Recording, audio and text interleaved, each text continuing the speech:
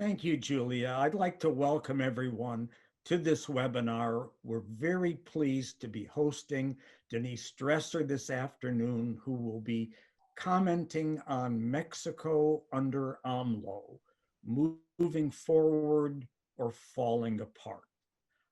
Denise Dresser is a professor of political science at ITAM in Mexico City, a political analyst and columnist who writes for Reforma and the weekly Proceso. And she is also the author of numerous publications on Mexican politics and U.S. Mexico relations. She plays a role as a very highly regarded scholar and political scientist, but also a public intellectual with a strong commitment to a broader, more egalitarian society and democratic values and rights. She received France's Legion of Honor Medal for her work on democracy, justice, gender equality, and human rights. Our format today will be that Professor Dresser will give an initial presentation, and then we will have a conversation with questions that you who have registered for this event have set in. Before we begin, I'd like to mention that we have people who have registered for this event from all over the United States and all over Mexico, but also from Canada, China, Chile, Ecuador, England, the Philippines, Australia, Spain, Germany, Brazil, Guatemala, Belgium, Venezuela, Romania, and Poland. So with that, I'm very pleased to turn it over to Denise Dresser. Thank you very much for your generous introduction, Harley. As you know, the Center for Latin American Studies at UC Berkeley is my second home, a place that has always welcomed me and opened its doors. Mexico's president, Andrés Manuel López Obrador, has become an increasingly powerful man. At the helm of what he calls the country's fourth transformation, he has dismantled checks and balances, weakened autonomous institutions, seized discretionary control of the budget, and seems intent on propelling the country back to an era of dominant party rule. In the absence of a cohesive and credible opposition, his dream of centralized and unobstructed control seems close to becoming a reality, given that he remains extremely popular despite mismanagement of COVID-19 and an unprecedented economic recession. He has even stated that the pandemic le cayó como anillo al dedo, which loosely means manna from heaven, because the emergency has enabled him to carry out extraordinary measures that might have been condemned or curtailed in more normal times. But since the beginning of his term almost 2 years ago, López Obrador has moved steadily in a clear direction and with an overt objective: centralize power in the executive branch and specifically in his own hands. He has resorted oftentimes to governing by decree and issuing a flurry of legislative reforms that a compliant Congress dominated by his party has been quick to approve. He promises that the foundations of the fourth transformation will all be put into place by the end of this year. And as a result, his administration is moving at a very fast pace to enact changes that will indeed transform the country. And the rationale for doing so, I think, is unimpeachable. For decades, Mexico has been plagued by the same set of problems. From 1929 to the year 2000, single party rule normalized corruption, stunted the development of Mexico's institutions. Even now, the country's economy produces profound inequality, with wealth concentrated in the hands of a few elites. Power operates through patronage and bribery. There are no adequate checks and balances to hold leaders to account. Addressing Mexico's toxic mix of truncated democracy and crony capitalism will require necessary reform. And at the same time, the proliferation of drug-related crime has made violence routine.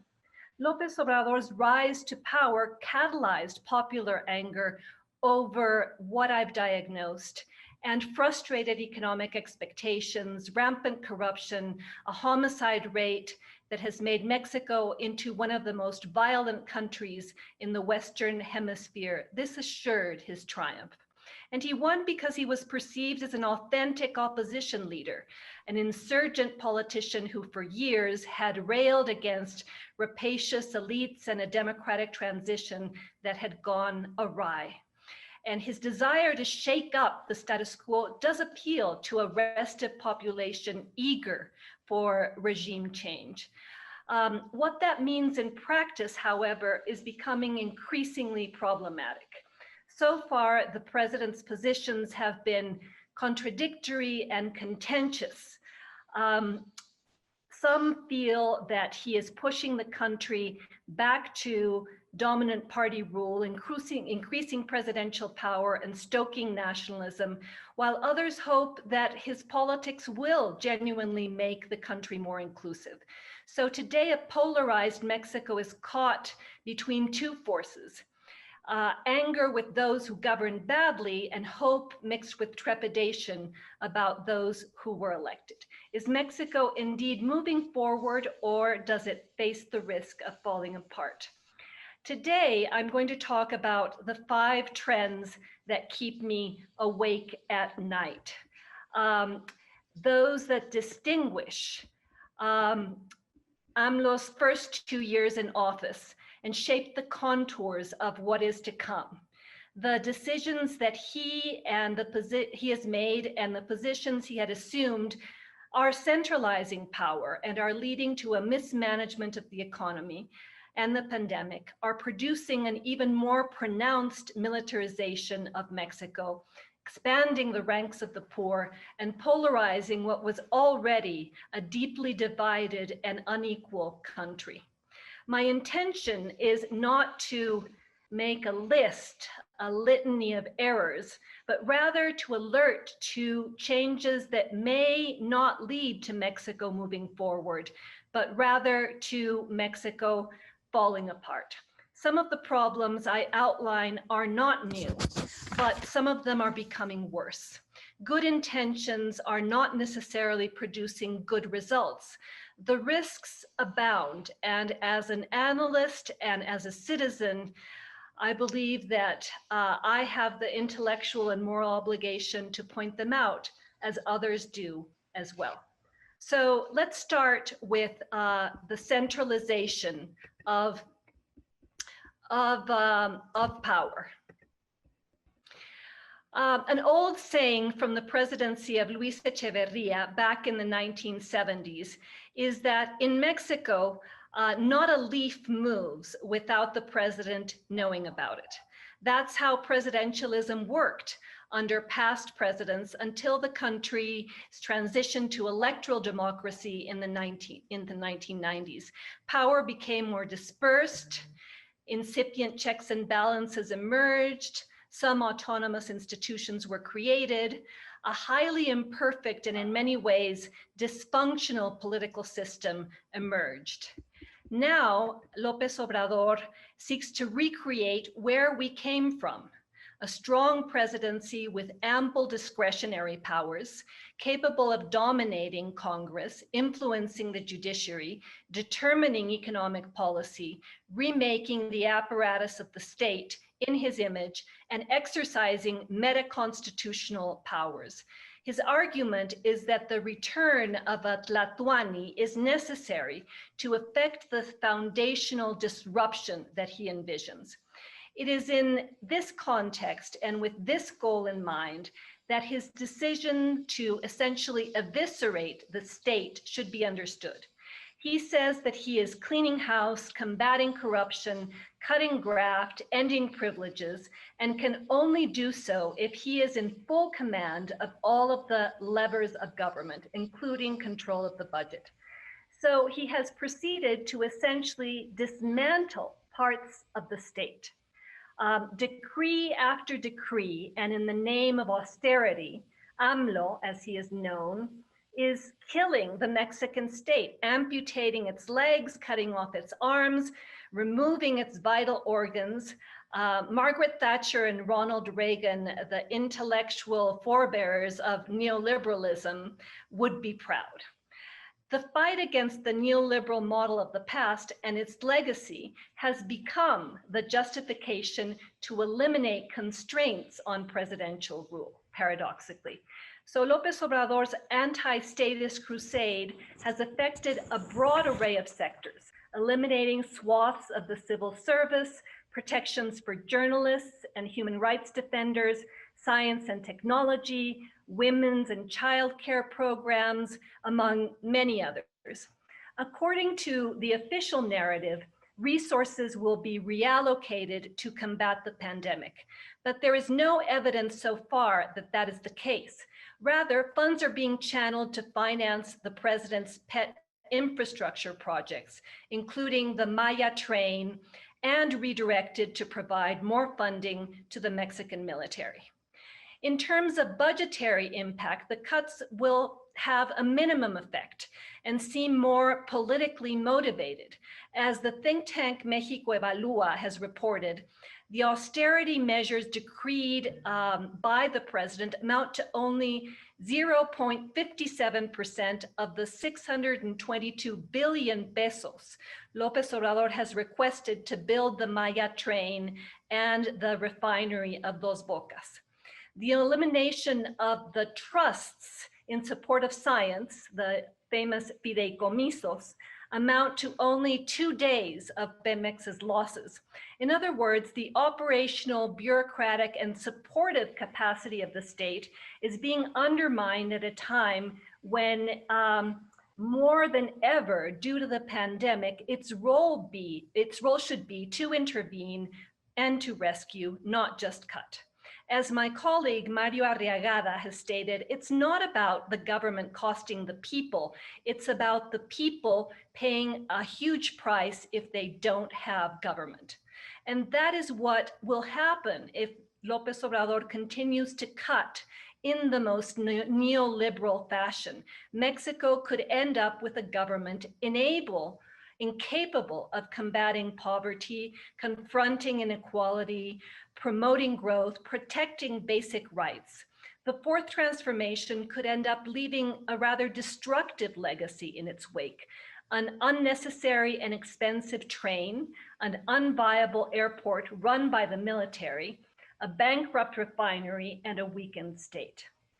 Along with a more powerful president who has made a concerted effort to dismantle, discredit, or colonize with his cronies the few checks and balances that were put into place over the last 2 decades, including the now National Electoral Institute.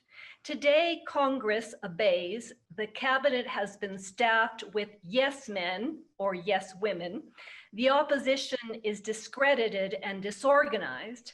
The Supreme Court too often defers to the president, and the press is lambasted for doing its job.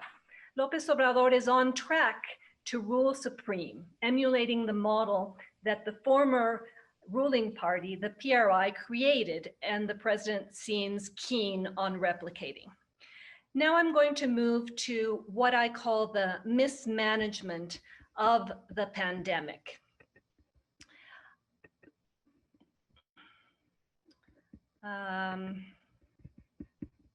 Here we go. Because Mexico has become exceptional, and in a bad way, regarding its economic response to COVID-19. Government after government announced measures to protect their country from recession, to protect employment, to alleviate the worst effects on vulnerable sectors. Neoliberalism worldwide is being replaced by Keynesianism. The minimalist state is being replaced by the interventionist state. The protection of workers has become more important than the maintenance of fiscal discipline. But in Mexico, Andrés Manuel López Obrador insists on not acquiring, contracting more debt, on not rescuing, on not acting. His government reminds me of those who, on board of the Titanic, as it was about to crash into an iceberg, were rearranging the deck chairs. Now, the Mexican economy was en route to a collision because of mistaken decisions that undermined investor confidence, led investors to flee the country, produced blows or created significant blows to small and medium-sized businesses, cut credit ratings, and produced a weakening of the state and its incapacity to spend adequately when we most need it. The crisis of coronavirus opened up a bigger hole in a ship that was already damaged. Coronavirus will lead to the most important recession of my generation. But the problems had already begun before the pandemic arrived to Mexico. And it seems as though the López Obrador administration has not been able to fully understand the consequences of the collision that is coming. López Obrador is a leader that doesn't seem concerned with the logic of counter-cyclical policies, doesn't seem to understand the importance of protecting employment, of not producing new poor and inflating their ranks. And he mistakenly compares every rescue with Fobaproa, the rescue of the banks in the 1990s.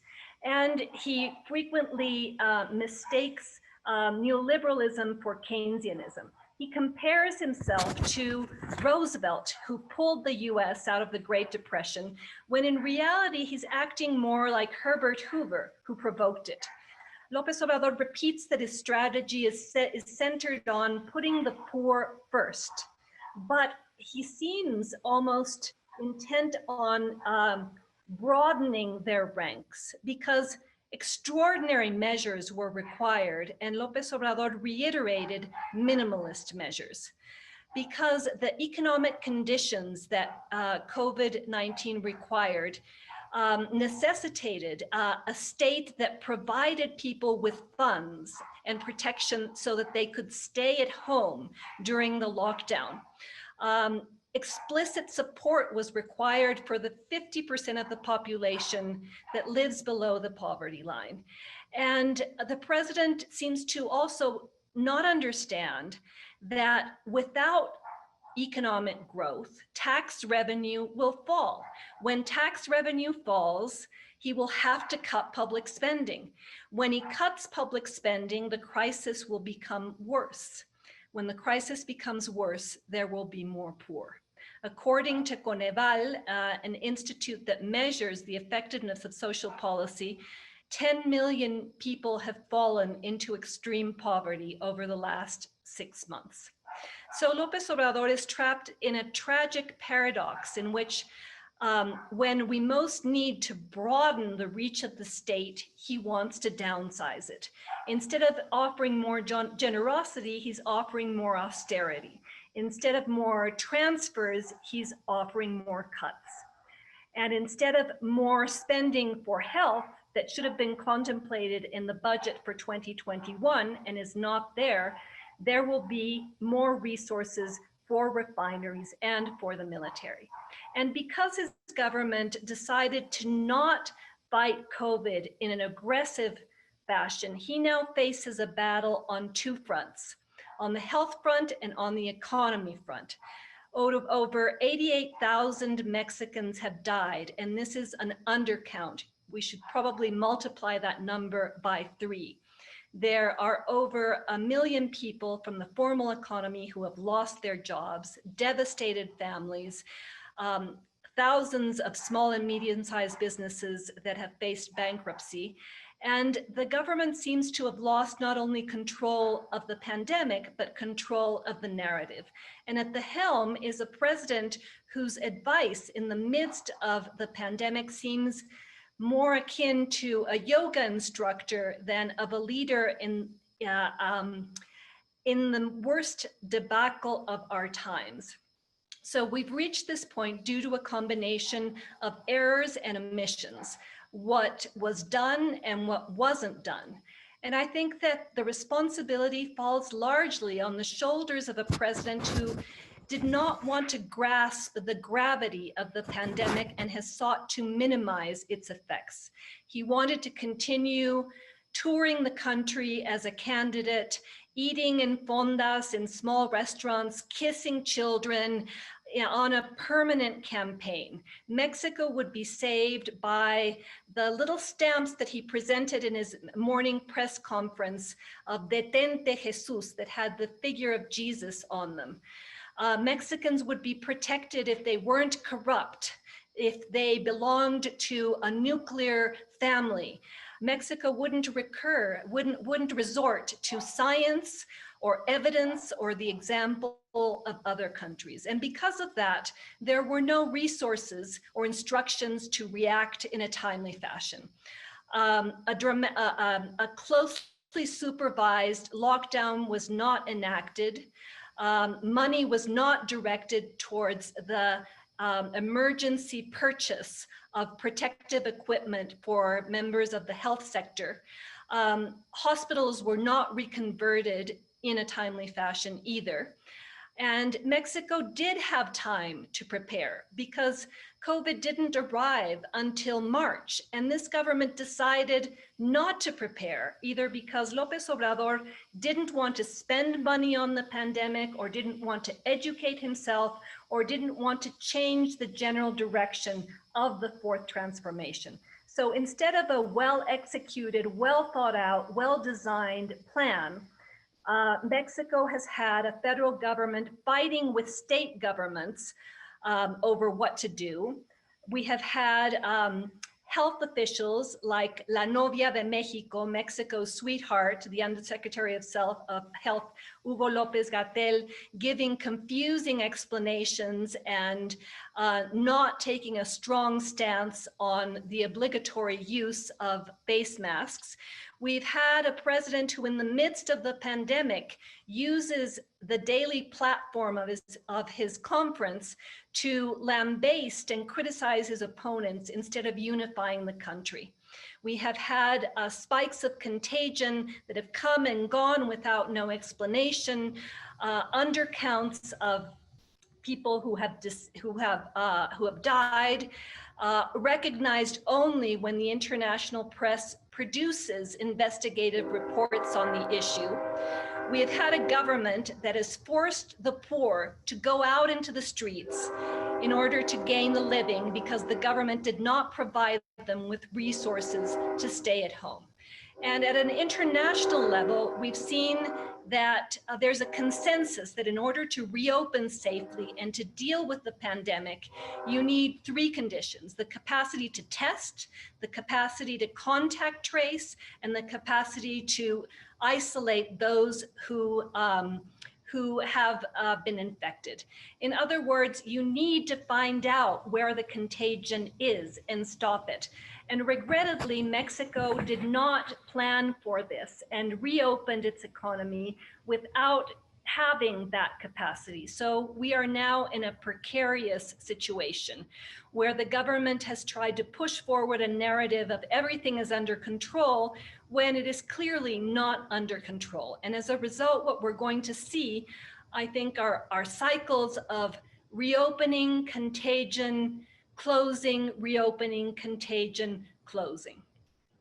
And now I'll move on to one of the other topics that, as I said, keeps me awake at night, and it has to do with the militarization of Mexico.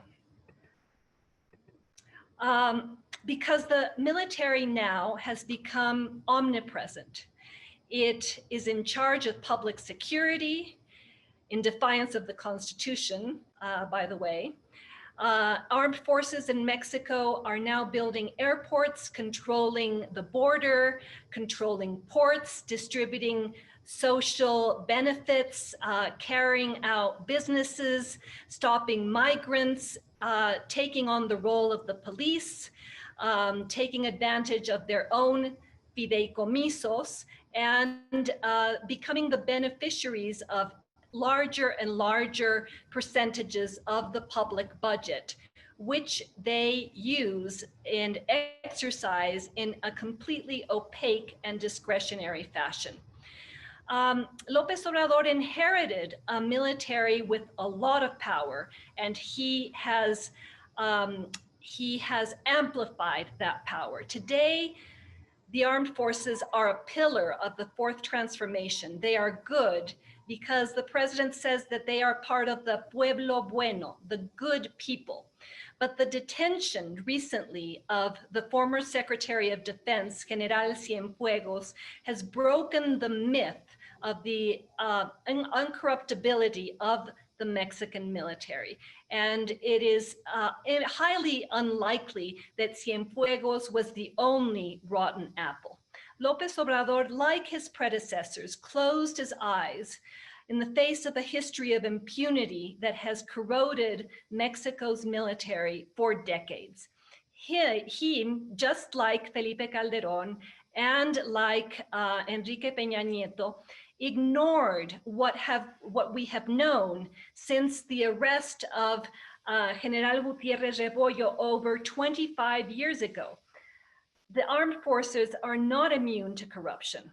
They become the accomplices of organized crime as a result of an ineffectual state, an institutional framework that has deteriorated over time, a drug market that provides billions of dollars in revenue that we should be decriminalizing and regulating, but López Obrador does not want to do this. And this story that I'm telling is not new. What is surprising is that this president, in the face of a narco state that he inherited, gambled on more militarization instead of less. The candidate who promised abrazos, no balazos, hugs instead of bullets, decided to continue with the war on drugs. He did not send the military back to the barracks. He decided to co-govern with them. And the result is levels of violence that surpass today, the numbers do, those of previous governments. So instead of cleaning up the plague in the orchard that they left him, López Obrador continued to fertilize it. He opted to reform the Constitution to put the armed forces in charge of public security. And today, 5 former collaborators of General Cienfuegos are in key positions of the security apparatus. He created the National Guard that was allegedly going to be under civil command, but is effectively under military command. He ignored the recommendations regarding human rights abuses put forth by the Human Rights Commission involving the military. And the footprint of Cienfuegos is there in Ayotzinapa, in Tlatlaya, in many other cases where the military became involved in the drug trade and also committed extrajudicial killings. So a corroded military and an infiltrated state are the crooked trunk of a tree of the old regime. And the fourth transformation is hanging from its branches that will need to be cut because, as my colleague Guillermo Trejo has argued, there will be no true democracy or rule of law in Mexico if we do not reform the armed forces, if we do not create a functional police. If we do not submit the armed forces to civil controls, if we do not stop a long history of impunity, if we do not create an extraordinary mechanism with international support similar to the commission created in Guatemala to deal with impunity and corruption, because it is, as I said, highly unlikely that Cienfuegos is the only rotten apple in the barrel in the orchard. And moving on to what I think is one of the most tangible and painful aspects of what we've witnessed over the past year. And it has to do with a government that said publicly that it was going to govern for the poor, and yet is producing more poverty. I've always said that I love Mexico. I adore Mexico. I adore my country. I hate its poverty. I am deeply wounded by the historical debt that we have with over 50 million Mexicans who have been ignored by previous administrations. I voted for Andrés Manuel López Obrador thinking that he would seek to combat the corruption of those at the top and help to push those at the bottom up. And yes, López Obrador does recognize the poor in the daily sermon he gives from the morning press conference. And he reiterates that his social programs are attending to 70% of the population, and that resources are flowing to students, to the elderly, to those who are now planting trees as part of his program, Sembrando Vida. And this is all true. However, none of what he has presented and has pushed through indicates that the short-term benefits of alleviating poverty will translate into trampolines for social mobility in the future. It is unclear that the situation of those who are receiving benefits today will be better in 5 years or in a generation. It almost seems like the fourth transformation only seeks to alleviate and dignify poverty, perhaps even romanticize it, but not create economic or institutional conditions to end it. And the stellar programs of his administration, such as Sembrando Vida, Jóvenes Construyendo el Futuro, Créditos a la Palabra, are insufficient. They have been plagued by irregularities, resources that have been badly spent, numbers that have been invented. They are measures that are too small in the face of the enormity of the challenges that the country faces. But the real problem is that these direct transfers, beyond what is problematic about their design and implementation, they reveal an elective affinity that the president seems to have, an elective affinity for poverty, a poverty that, of course, pains him, but that he exalts, dignifies, and romanticizes. He has now said that prosperity will not be quantified by indicators like GDP, but rather by happiness. And so he is prioritizing the short-term alleviation of poverty over the creation and better redistribution of wealth. He has refused to implement truly redistributive policies such as taxing the wealthy, taxing inheritances, taxing capital gains. Despite how profound the crisis is, he has refused the implementation of a universal basic income, and has refused fiscal policies that would help the 600,000 small and medium-sized businesses that are in severe trouble or have already gone under.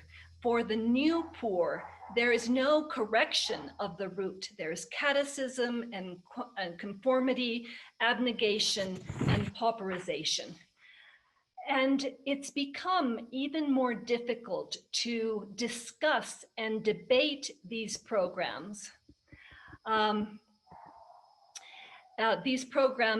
these problems within a deliberative and democratic logic, because in Mexico, as in the United States, the prevailing logic is one of polarization. So debate isn't centered on ideas. It revolves around identity politics. It doesn't matter what arguments you present. What matters is who you allegedly are. Identity politics are being used to discredit legitimate concerns about public policy, and the critics are being presented as part of a group who only seeks to protect its privileges at the cost of change, and who is taking advantage of the country's poor. The rationality or legitimacy of criticism is subsumed in the face of the alleged identity of who presented that critique. And so I move on to what is my final take on what's happening, and it is the polarization of the Mexican public, where we can no longer discuss the advantages or disadvantages of any policy because discussions are centered on ideas, not on people's ideas, but on people themselves. The social class that you allegedly belong to, the interests that you allegedly protect, the party that you allegedly are a member of, the photo of you standing next to someone that reveals your true affiliation, and then any criticism, even if it's constructive, automatically is construed as adversarial and not as part of the plurality of a democratic country. And sadly, I believe that the fourth transformation is creating an impregnable wall around a world in which for the president to win, everybody else has to lose, where there isn't any room for discrepancy or dissonance or criticism or difference of opinion. Today, anger, rivalry, and incivility are winning, oftentimes instigated by the president himself. And then this attitude is emulated by his opponents, thus creating a very vicious cycle. And it's within this context that one can understand what is happening, for example, with the feminist movement. Feminists are becoming today the true thorn in López Obrador's side, a singular political movement that he does not seem to understand, cannot control, and will be unable to suppress. Women in Mexico are angry, and rightly so. 10 women die on a daily basis as a result of femicide, violence, and the COVID-induced lockdown has only made things worse as women are confined with their abusers, leading to an unprecedented increase in 9/11 calls to denounce domestic violence. And women's frustration with the lack of government response has been increased by a president who's inserted himself in a logic of polarization, who as a result is disdainful of their demands, impervious to their demands, including the legalization of abortion at the national level. And despite his promises of gender parity, López Obrador's policies and emphasis on austerity have been very harmful to women. His government closed publicly subsidized daycare centers, eliminated shelters for victims, for the victims of domestic violence. He's defunded the budget for the National Women's Institute and has cut many nationwide gender programs that protected women, especially in Indigenous communities. And as violence continues unabated, the mothers, daughters, and siblings of the disappeared have also joined the ranks of women disappointed with an administration that made progressive promises but has acted with conservative instincts. And López Obrador's efforts to marginalize and discredit women form part of a broader pattern of delegitimation of civil society at large. Autonomous institutions are not allies to be courted, but adversaries to be lambasted. And López Obrador's vision of politics is not based on a culture of rights, but on a vision of state largesse, centered on the distribution of support via his social programs. And feminists are not the political animal that he is accustomed to and knows how to deal with. They cannot be bought off, co-opted, or appeased by deal making that López Obrador resorts to with unions and other social movements. And while he can easily discredit opposition leaders, intellectuals, opinion leaders, call them neoliberal, conservative, or morally defeated, Angry women are not so easily dismissed. Today, Mexico's feminists are more energized and more combative than ever, while they seek to reframe the public debate in a more democratic way. So, to conclude, pointing out these mistakes, identifying these risks, alerting to what is happening to Mexico today does not mean that one wants to return to the past or is seeking a way to resuscitate it. It entails defending our deficitarian, our weak democracy from the anti-democratic impulses of many of those who are in power today. And as Orwell suggested, in times of post-truth, reaffirming the obvious is our task. And it's true that Mexico's democracy has been dysfunctional, incomplete, intermittent. It's true that the country is unequal. Our task, the task that we gave to Andrés Manuel López Obrador, was to fix what had gone wrong in our truncated transition, not to aggravate the mistakes, not to replace what was incorrect and unjust with what is false and arbitrary and opaque and discretionary, not betray himself or betray us. And for many years, I shared the diagnosis that López Obrador made of the country. Mexico, a place of vested interests, of privileges, Mexico, a deeply unequal, painfully unequal country. And that's why I truly believed that he would push forward an agenda that combined growth with redistribution, competitive capitalism with democratic capitalism, deep fiscal reform, along with a universal basic income. I thought that he would establish the conditions to create wealth and redistribute it better. But I see that he's not very much like Roosevelt. He's more like Plutarco Elias Calles, the founding father of the PRI. He has not aspired to be a progressive leftist. He seems to be more of a neo-priista. With what he is doing or not doing, he seems to be reconfiguring the centralized meta-presidentialist system that the PRI inaugurated. And that model will not serve Mexico well as it heads towards the future, because it will inhibit its reinsertion in the world, in a competitive, globalized world. Once we've found a vaccine for the pandemic, it will operate on the basis of favors, concessions, and collusions that the government gives to these new cronies or the old ones like Carlos Slim and Ricardo Salinas Pliego. It's a model that will concentrate economic and political power in a compact network around López Obrador. It's a model that will dismantle incipient democratic institutions while it colonizes others. I continue to believe in the fourth transformation, but not in its methods.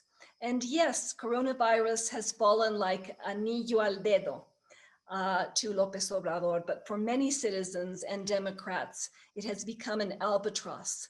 The country of Andrés Manuel López Obrador is one that is becoming smaller. In his patria chica, his smaller version of Mexico, there seems to be no room for scientists or doctors or organizations of civil society or feminists or academics or journalists or those who defend climate from climate change, or governors of the opposition, or businessmen of any type, or members of a middle class that is shrinking on a daily basis. López Obrador is modeling a language, a discourse, a narrative for our times. And it is a narrative of exclusion, of insult. And in the midst of a pandemic, when we most need unifying and empathetic leadership, and when we most need López Obrador to correct the damage done by Felipe Calderón and Enrique Peña Nieto. So in the 4 years that remain, I think the task, and I will share this with you, is the imperative of coming together. At the end of these 4 years, when the history books consign where we were, I hope it finds us standing in an insurgent place where we alerted to the dangers of centralization and deinstitutionalization and militarization and polarization, where we tried to provide a map to correct the anti-democratic impulses of the new powerful in Mexico, where we signaled the need for a political vision of a country centered more on dignity than on power, a country centered more on equality than on presidential popularity, on solidarity more on the destruction of the adversary, a country centered more on moving together instead of falling apart. That's where I will be standing, in the only place I know, in front of my words, and affiliated to the only party I understand, that of citizens who seek a less polarized, more united, more equal, and more democratic Mexico than the one we face today. And my hope is that you will be standing there too. Thank you very much for listening to me. Thank you for your presentation, Denise. It was very thoughtful and broad. We have a number of questions. Actually, we have far more questions than we can have time to ask. But let me begin with this one. You laid out a sharp, comprehensive, and devastating critique of where Mexico is and seems to be going. Alfredo from Aguascalientes asks, what reasons then explain the popularity of AMLO?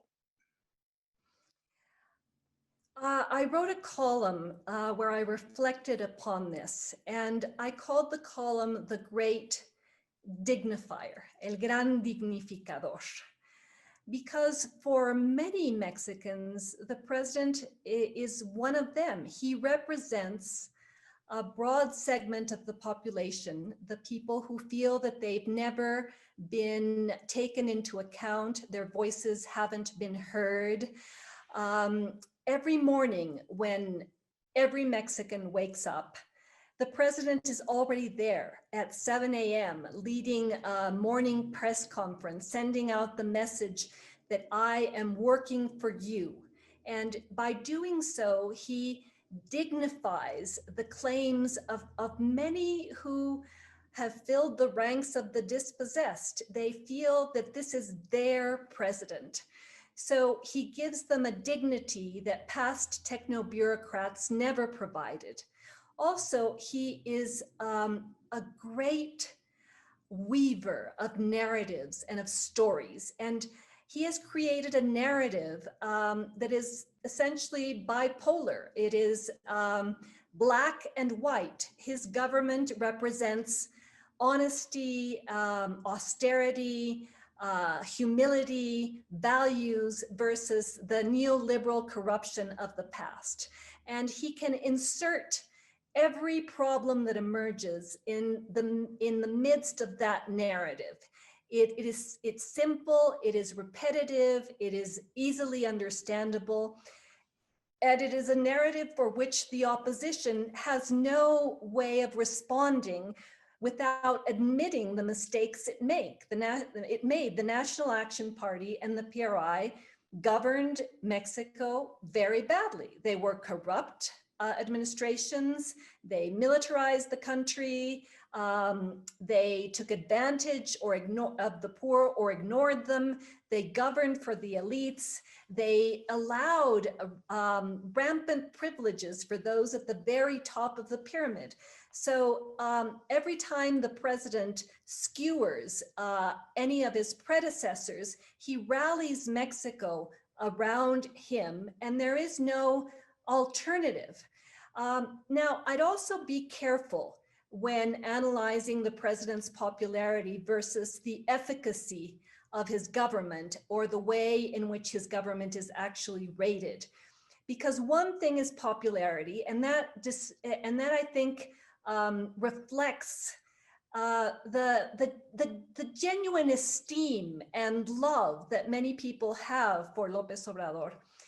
But when you look at the polls in a disaggregated fashion, in a more granular way, and when you look at the way people respond to specific questions about management of the economy, management of the pandemic, management of the insecurity crisis, then the numbers descend a great deal.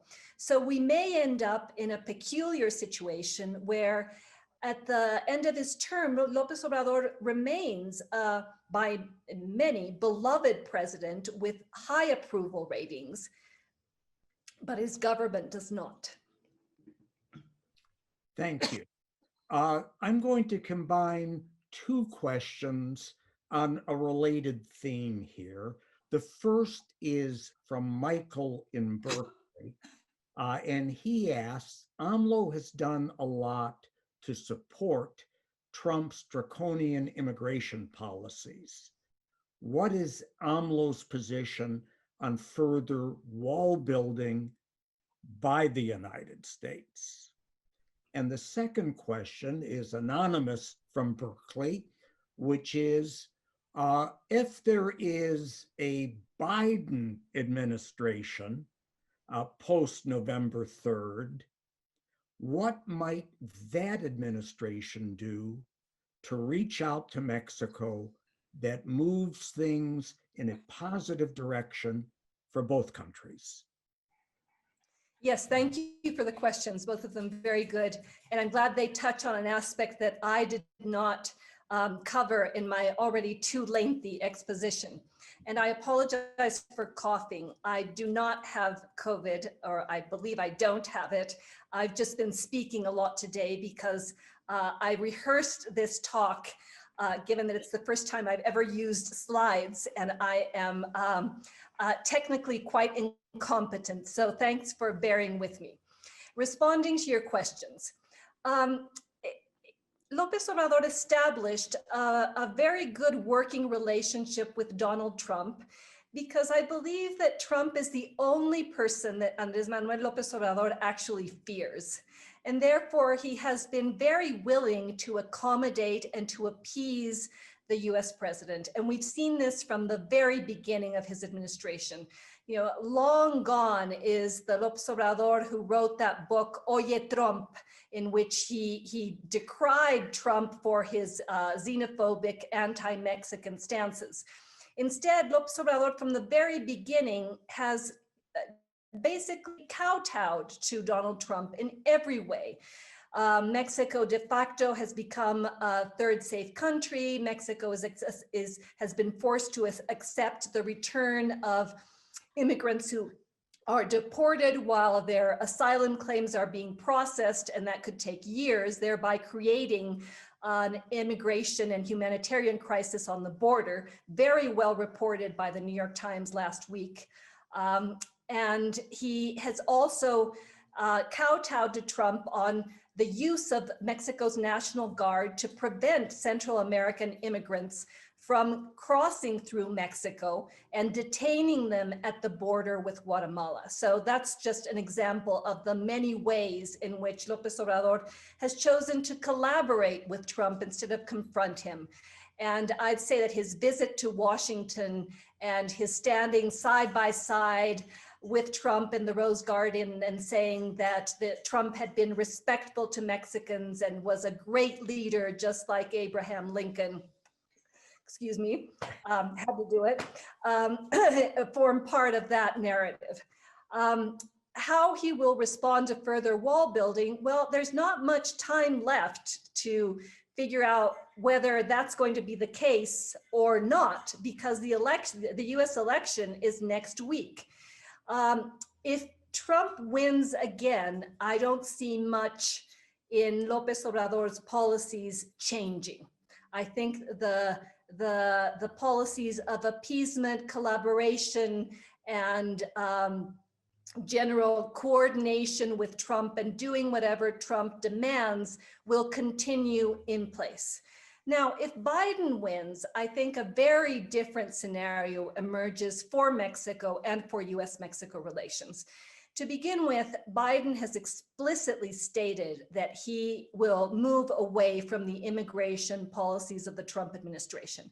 He has explicitly stated that he will seek a path to legalization for the undocumented Mexicans who are currently in the United States. He has said that he will seize the deportations and everything that has characterized a very draconian approach to immigration. So that will take pressure off of Mexico, which I think would be a very good thing. It will take pressure off the Mexican government to use the National Guard to stop immigrants versus using it to stop crime.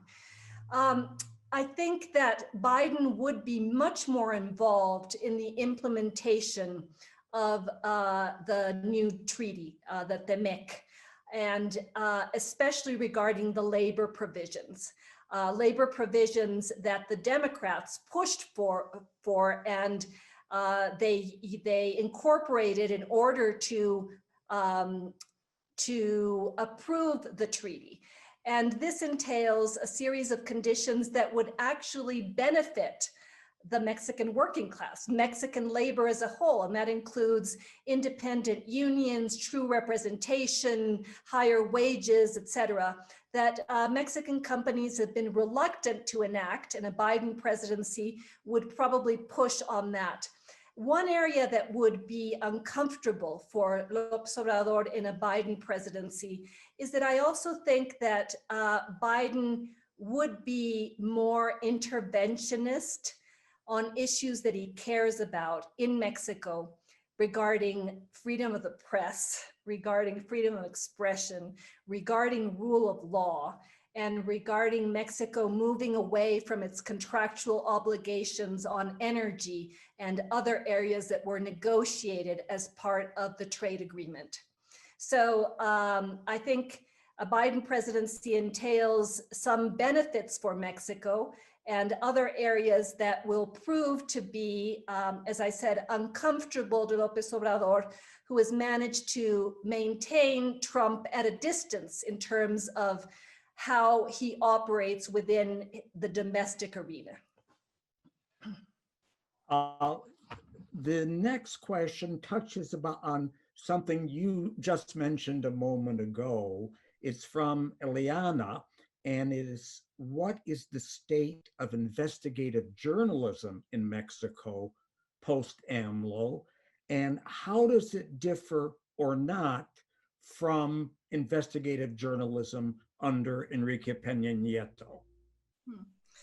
I'd say that journalism in Mexico in general, investigative journalism, is a very dangerous task. And being a journalist, as you know, entails, especially if you're in the provinces, if you work for a local newspaper, if you cover organized crime, is a very precarious position and very vulnerable position to be put in. If you look over the reports that Article 19, Amnesty International, the Inter-American Human Rights Commission put forward on freedom of the press in Mexico, you'll see that it's now been many years of journalism being a dangerous craft. Mexico is one of the most dangerous places to be a journalist in the world. And this danger also coincides with the rise of the drug war, with the empowerment of the cartels, with the rise of organized crime.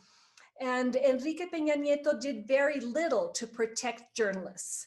And what is so troublesome about those reports of his administration is that 40%, I believe that's the percentage, of aggressions against journalists were committed by people in power. It wasn't just organized crime. It was municipal presidents, it was state governors, etc. Veracruz became one of the most dangerous places to be a journalist because the PRI governor, Javier Duarte, just killed them off. Under López Obrador, we face a similar set of challenges and also different ones. Similarities in terms of the dangerous environment, and an additional set of challenges created by López Obrador himself that stem from his contentious relationship with the press. And his governing style is based on the daily identification of an enemy that he decries and rallies the people to his side against that enemy. And in his narrative, one of the enemies in Mexico today is the press. It is journalists. So every third or fourth day in the Conferencia Mañanera, the morning press conference, he will criticize Reforma newspaper. He will criticize El Universal newspaper. He will criticize the magazine Proceso and say that they've become conservative, that they are protecting the vested interests, that they don't want change, that now they are only criticizing him because they don't receive government subsidies. He calls the press la prensa sicaria, which is a very dangerous, a dangerous thing for a president to say, and not dissimilar from the way in which Trump relates to the press. And I think it's part of a strategy to discredit the critics so that when they criticize him, they are not taken seriously. He frequently alludes to fake news, to news being invented. And so it puts big targets on the backs of journalists who are doing investigative reporting. It creates a climate of fear and of intimidation that has been underscored by Article 19, by Amnesty International, who regularly say to the Mexican president, you need to stop, you cannot do this, because he refers to his interactions with the press as a circular dialogue, as if he and the press were at the same level. When he is the chief of state, he has the entire power of the Mexican state behind him. And a head of state does not fight with the press in that fashion, especially in a country where it is so dangerous to become a journalist. So investigative journalism is under siege. It continues to produce studies and reports that are critical of this administration and of past administrations. López Obrador frequently says that he is the most criticized president of all time, which, if you look at investigative journalism and its track record, is clearly untrue. I just think he has his skin is thinner, and also it's part of his strategy of discrediting critics so that their criticism has less of a resonance in society at large. Thank you. I have a brief comment on what we discussed a moment ago, what you discussed, in terms of a possible Biden administration and the United States, Mexico, Canada trade agreement. And then we will have time for one final question. And that is, with USMCA, there may be, in a potential Biden administration, a real opportunity that benefits both countries. An opportunity to expand trade by improving worker rights on both sides of the border, by ensuring independent unions and the fundamental right in a democracy to join them. There is a labor reform in Mexico that's very extensive, but the reality will be, to what extent is that actually implemented, particularly in the export sector? We know independent unions could improve the lives of ordinary Mexicans who work in export factories, but also all the other industries that depend on those wages. If those wages go up, given the high productivity in those factories, then all Mexicans benefit. But beyond that, it isn't just Mexican families, it's the Mexican economy. That's purchasing power, what the legendary labor leader in the US, Walter Reuther, referred to as high velocity purchasing power that improves the economy, particularly and hopefully in the wake of COVID for both countries. I agree, Harley, and I think the inclusion of the labor chapter and the demands made for all of those issues you've alluded to was one of the best parts of the renegotiation, because it would push Mexico into competing on the basis of innovation and productivity versus on the basis of low wages. And I have applauded, for example, AMLO's decision to raise the minimum wage, and at least his verbal commitment to independent unions and so on. We haven't been able to gauge whether or not that's actually gone into effect because of the pandemic, the lockdown.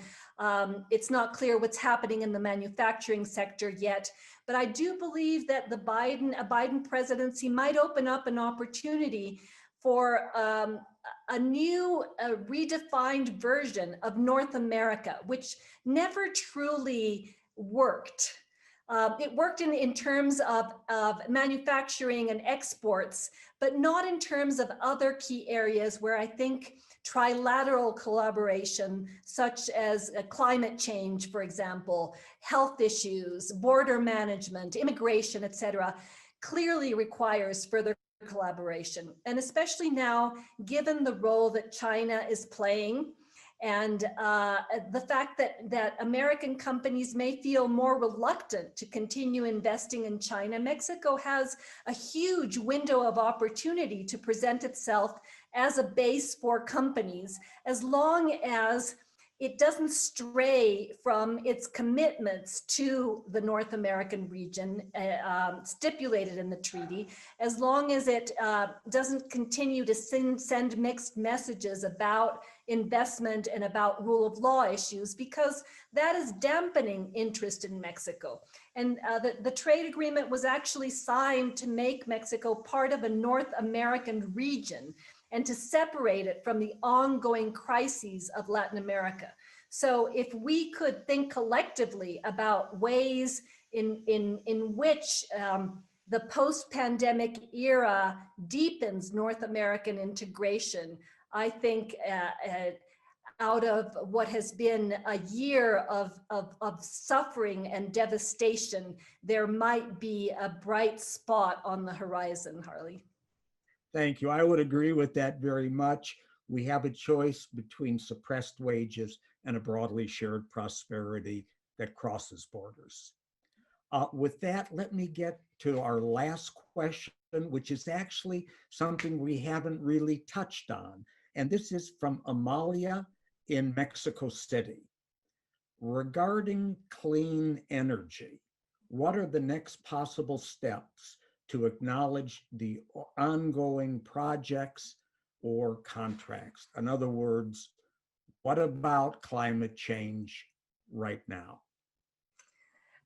One of the areas that concerns me, and I didn't speak about it in this particular presentation because I spoke at Berkeley last September, and I gave a presentation that incorporated the issue of what I called López Obrador's petro obsession. The way in which he believes that going back to carbon and to oil and to energy self-sufficiency is the way forward. And I criticized that at the time because I think it's a paradigm that it's like looking into a rear view mirror. It's not moving at the pace of the times. It's not moving in the same direction as the world, especially now in the midst of the pandemic, when the demand for oil has dropped dramatically, when the future of oil is so uncertain, and when many countries are now making specific commitments to carbon neutrality and to transitioning to renewable energies, just as Japan announced recently, and other countries as well. And what my concern about the López Obrador administration is that he seems intent on returning to an era of public monopolies as the key players in the provision of energy in Mexico. And that means Pemex and the Federal Electricity Commission.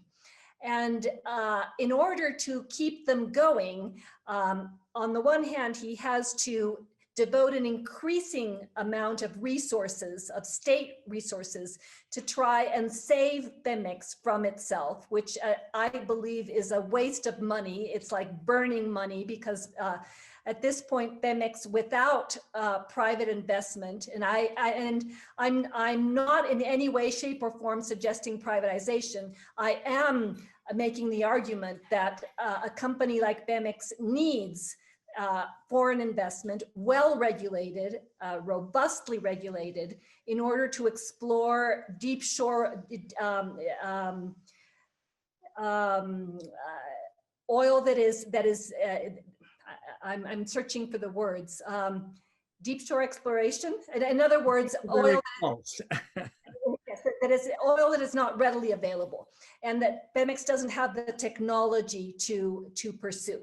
But that ended with López Obrador. He has now said that he will respect existing contracts, but that he plans to move ahead with Pemex being the only player. And the same is happening with electricity. Just 2 days ago, the president said that clean energy was a sophisma. In other words, it's something false that is presented as true, and reiterated his commitment to carbon and to shoring up the Federal Electricity Commission. In a narrative that fits in with, national sovereignty, the public interest versus private interests, which I think is a misplaced nationalism. And why do I say this? Because I think that presidents, when they're elected to defend the public interest, and that means defending the interests of citizens and consumers. Their health, their pocketbook, their prospects, and defending public monopolies is not a defense of the public interest. It's a defense of an ideological position. It's a defense of public monopolies that have not been known to be to provide better services at better prices. And it means the permanence of an energy paradigm that goes against the times, that will not propel Mexico into the era of renewables, of solar energy, of where the world is headed. And there is a constitutional challenge to a series of decrees that the López Obrador administration has made in the energy sector, because those who have already invested believe that he is reneging from contractual obligations and disincentivizing investment in those key areas that are very innovative, that could attract foreign investment. And I insist, the problem isn't the origin of the investment, whether it's private or public, or the country it comes from. You can manage those issues with a robust regulatory state that fights for the public interest. Saying that this will happen just because you're shoring up Pemex and the Federal Electricity Commission, I think that is very far from the truth, and it bodes badly for Mexico if we continue down this route. Thank you. And in conclusion, I'd like to thank you for doing this webinar with us today. I'd like to extend the invitation for for you to come back to Berkeley as soon as that's possible so we can continue these discussions in person as well as online.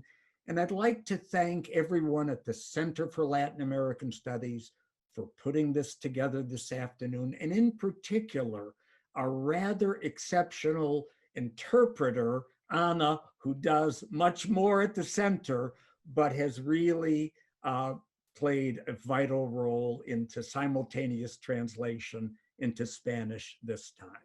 So thank you all, and we look forward to seeing you at our next webinar. And I'd like to thank all of those who logged on. I'd like to thank the staff at the center for, as always, doing an impeccable job. You are my second family. And as always, my cariño and my admiration and my respect to you, Harley, and to everything that the Center for Latin American Studies does for Mexico and for the region. Thank you very much. Thank you. Y un abrazo.